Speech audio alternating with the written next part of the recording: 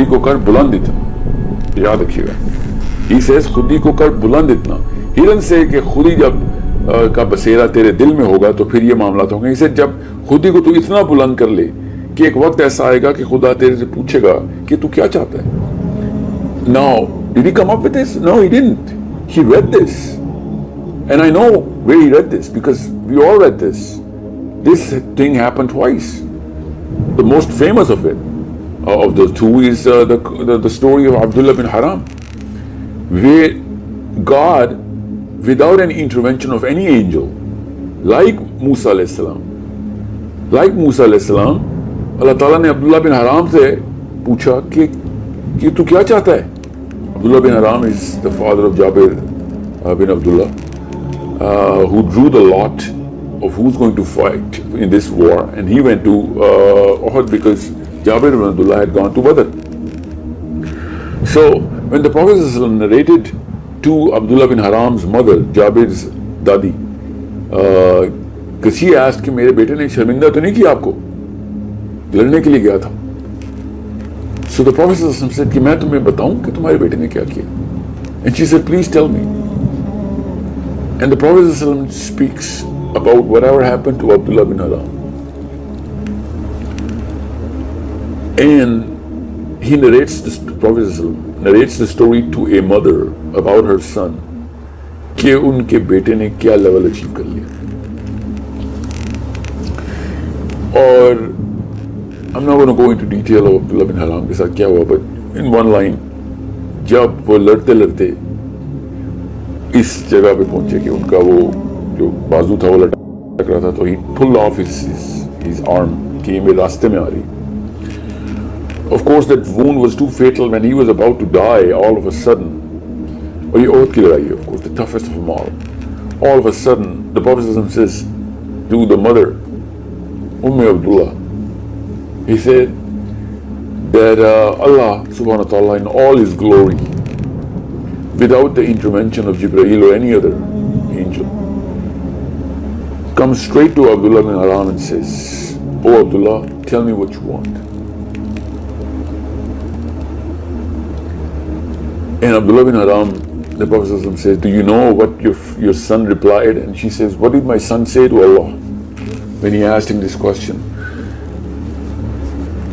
Then Prophet said that your son replied to Allah that whatever I just went through, I want to go through it again. See, this is the epitome of a human being. کیونکہ کسی بھی اور hierarchy کے اندر جب آپ کسی انسان کو ڈالتے ہیں اور اس کے اوپر دنیا کے کسی بھی ایلیمنٹ کا انفلوئنس ہو, کسی بھی ایلیمنٹ کا انفلوئنس ہو, تو جب اللہ سبحانہ تعالیٰ بغیر کسی فرشتے کے انفلوئنس کے, now this is also very important fact کہ فرشتے کے انفلوئنس سے بھی انسان کی سائیکالوجی بدلتی ہے. However, we're not going to go into that, let's just park that for later. جب اللہ تعالیٰ خود ہم کلام ہوتے ہیں انسان سے, تو انسان کی جو اصلی اوقات ہوتی ہے نا, وہ انسان کے وہ سامنے ہوتی ہے. ان مسلمانوں کی سائیکالوجی میں تو فرشتوں کو بھی دھوکہ دینا نہیں ہے, مگر انسان کی پہنچ فرشتوں سے اوپر کی ہے, اس لیے فرشتوں کو بھی سائڈ پہ کر دیا گیا. اس وقت آپ ڈائریکٹ اللہ سے ہم کلام ہو رہے ہیں, اور اللہ تعالیٰ آپ کی ایک ایک خلیے کے اندر سے آپ کی حقیقت سے بات کر رہے ہیں. تو آپ اس وقت کچھ ایسی بات کر ہی نہیں سکتے کہ جو آپ کے اندر سے نہ آ رہی ہو. تو عبداللہ بن حرام نے کمپیئر کریں دنیا کے کسی بھی انسان کو, کسی بھی میٹرکس, کسی بھی سسٹم, کسی بھی ٹائم لائن کے اوپر پیش کریں, تو وہ ادھر کی ٹائم لائن سے لے کے اپنی ڈیمانڈ لسٹ بتائے گا کہ وہ اصل میں کیا چاہتا ہے, اصل میں وہ کیا چاہتا ہے. سو علی بن ابی طالب کو جب خنجر لگا تو علی بن ابی طالب کے منہ سے جو کلمہ نکلا, اور یہ ایک دفعہ نہیں ہوا, ایک اور صحابی کے ساتھ جب نیزہ لگا ان کو, ان کے سینے سے نیزہ باہر آیا, پیچھے سے مارا, ان کے منہ سے وہی کلمہ نکلا. تو جس بندے نے وہ نیزہ مارا تھا وہ بندہ اتنا حیران ہوا کہ یہ کسی کے منہ سے یہ والا کلمہ کیسے نکلتا ہے, اور وہ کیا کلمہ تھا کہ رب کعبہ کی قسم میں کامیاب ہو گیا. In all the glory of the human being, you cannot possibly utter anything except what you are at that time when a spear goes through your back. اور یہ عبداللہ بن حرام کے ساتھ جو واقعہ یہ اس کی ٹیسٹمنی ہے, بیکاز اس پہ حدیث کلیئر کر کے ہمیں سائیکالوجی بتاتی ہے. سو وہ انسان جس نے نیزہ مارا تھا نا, اس واقعے کی تفصیل کسی اور جگہ کور کریں گے. یہ صحابی گئے ہوئے تھے ایک مشن پہ, اور اس مشن میں وہ ان کی مخبری ہو چکی ہوئی تھی. ایک بندہ ان کے پیچھے سے آ کے اس نے صحابی کو نیزہ مار دیا پیچھے سے. جیسے نیزہ ان کے سینے سے نکلا تو ان کے منہ سے نکلا کہ رب کعبہ کی قسم میں کامیاب ہو گیا. جس بندے نے نیزہ مارا تھا وہ اتنا حیران ہوا کہ یہ جملہ کیسے نکلتا ہے, ہائے اللہ میں مر گیا, یا اور میرے بیوی بچے, یا مجھے کوئی بچاؤ اسپتال لے کے جاؤ. یہ وہ ہائرارکی ہے جو پیورٹی کی ہائرارکی ہے, اور اس کے اندر سے انسان اپنی اوقات جو ہے نا وہ مینیفیسٹ ہو کے بتاتا ہے. جو فلاسفی کے علماء کرام ہیں وہ کہتے ہیں کہ آپ کی دعا جو ہے نا, دعا وہ اصل میں آپ کی اوقات ہے. وہ بھی اکیلے میں مانگی ہوئی چھپ کی جو دعا کی ہے وہ اپنی اوقات ہے آپ کی. سو یہ جو ہے نا کانسیپٹ, یہ اقبال جو ہے نا بار بار اس کو انووک کر رہے ہیں. اور وہ بندہ جس نے نیزہ مارا تھا وہ باقاعدہ مشن پہ گیا, بیکاز ہی واز ان اے شاک کہ ایک انسان یہ جملہ کیسے بولتا ہے کہ جیسے اس کو نیزہ لگے, نیزہ اس کے سینے سے باہر آئے, ایسے پیچھے سے نیزہ مارے اور تو اس کے منہ سے یہ کلمہ کیسے نکلتا ہے. تو وہ پھر پوچھتا رہا کہ یہ کیا سیکھتے ہو, کون سکھا رہا ہے, کیا سکھا رہا تمہیں. تو صحابہ نے بتایا پھر کہ یہ ہمارا اوج ہے, ہماری یہ بندہ جو محمد بن عبداللہ صلی اللہ علیہ وسلم, یہ اوج انسانیت ہے, یہ اس مقصد کی پیک ہے کہ جس مقصد سے اللہ تعالیٰ نے پوری کریشن کی ہوئی. تو یہ ہمیں سکھاتے ہیں کہ یہ واقعہ ایسے دنیا کا ایسے ہوا, کائنات کو کہاں لے کے جا رہے ہیں اللہ تعالیٰ. تو سوچیں ذرا, ہمیں جو سائیکالوجی بتائی گئی ہے نا وہ بڑی پست سائیکالوجی ہے. صحابہ کو کس لیول پہ اللہ کے نبی علیہ السلام لے کے جا چکے ہیں, ہمارے چھوٹے ذہن ابھی تک کمپریہنڈ نہیں کر سکتے. ہم پیدا ہی گٹر میں ہوئے, اور اقبال کی جو خودی ہے نا اس گٹر سے نکالنا چاہتی ہے. یہی نیچے کا کانسیپٹ ہے اوور مین کا. So then that guy converted to Islam by the way, جس نے نیزہ مارا تھا, and became one of the biggest fighters because he found کہ یہ اصلیت ہے, یہ انسان اپنی اوج پہ پہنچ سکتا ہے اس دنیا میں. تو عبداللہ بن حرام پہ واپس آتے ہیں. اللہ کے نبی علیہ السلام نے پھر ان کی والدہ سے کہا کہ جب اللہ نے تیرے بیٹے سے پوچھا کہ تو کیا چاہتا ہے, تو تیرے بیٹے نے کہا کہ اللہ میں چاہتا ہوں کہ مجھے تو دوبارہ اسی طریقے سے مارے جس طریقے سے بھی مارا, جو اتنا بڑا واقعہ ہوا میرے ساتھ. سو میں آپ کو مثال دیتا ہوں. اچانک میں یہ لیکچر ریکارڈ کر رہا ہوں, اچانک گولی لگے ہوئے میرے سر کے اندر سے گزر جائے, اتنی جان بچے کہ میں کچھ بول سکوں. Do you think کہ میں اس اوج کمال پہ ہوں کہ میں بولوں کہ رب کعبہ کی قسم میں کامیاب ہو گیا. We will look for the first help, first hand. We will look for whatever we can. وہ اگر کوئی بندہ آپ کی سوچ بنا گیا تو اس سے بڑا کوئی احسان نہیں. اور وہ بھی تب جب کسی ایسی چیز کی سوچ بنا گیا ہو کہ جس سے واقعی میں اربوں لوگوں کا فائدہ ہو سکتا ہے آپ کی اس ایگزامپل سے. اللہ کے نبی علیہ السلام کے احسانات میں سے کچھ احسانات, کئی احسانات ایسے ہیں جن کے نام ہیں باقاعدہ. ابو بکر اللہ کے نبی علیہ السلام کا احسان ہے, علی بن ابی طالب احسان ہے ان کا اللہ کے نبی علیہ السلام کا. ایسی سوچ میں نہیں تھی. عبداللہ بن حرام, سعد بن معاذ, جو کہ اللہ کا عرش ہلا بیٹھا. ایک بندہ اپنی اس اوج پہ گیا کہ اللہ کا عرش ہل گیا اس. یہ وہ دوسری ایگزامپل ہے جس کی میں نے اس وقت کوٹ نہیں کیا. سعد بن معاذ and عبداللہ بن حرام are the two examples کہ انسان کی اوج کیا ہوتی. کہ جب وہ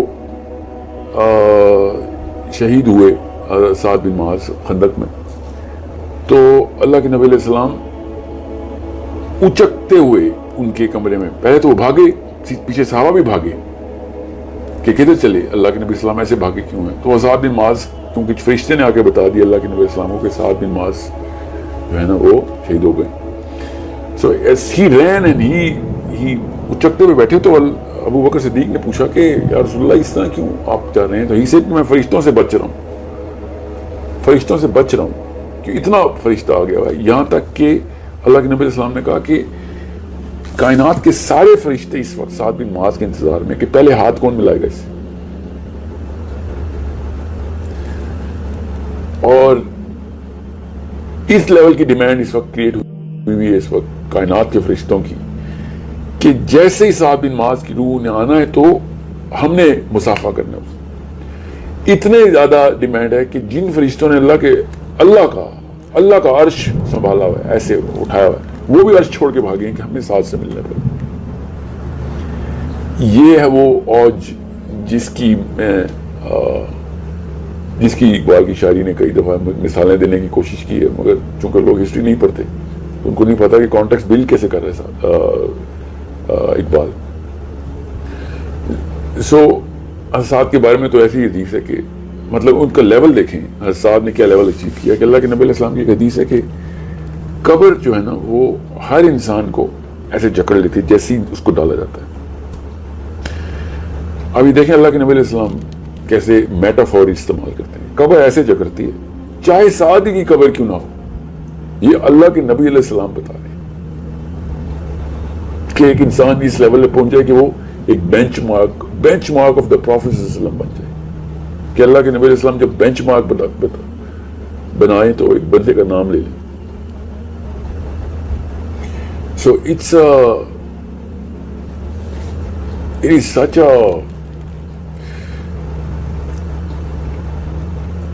such a doable thing کہ اگر ہم نبی علیہ السلام کو لیتے نا تو بہانہ ملتا ہے ہماری سائیکالوجی میں کہ نبی تھے, نبیوں کو تو اللہ تعالیٰ نے ایک اور کائنات کا میٹرکس رکھا ہوتا. یہ بہانہ ہے ہمارے پاس. حالانکہ نبی علیہ السلام ہمارے جو آخری نبی ہیں, اللہ تعالیٰ نے قرآن پاک کے اندر کئی دفعہ بتا دیا کہ تجھے میں نے اسی نظام کے اندر اوج دی ہے, باقیوں کو تو معجزات دیتا رہا, تجھے کوئی معجزہ نہیں دے رہا, تاکہ کئی لوگ یہ نہ کہیں کہ یہ اوج اچیو نہیں ہو سکتی.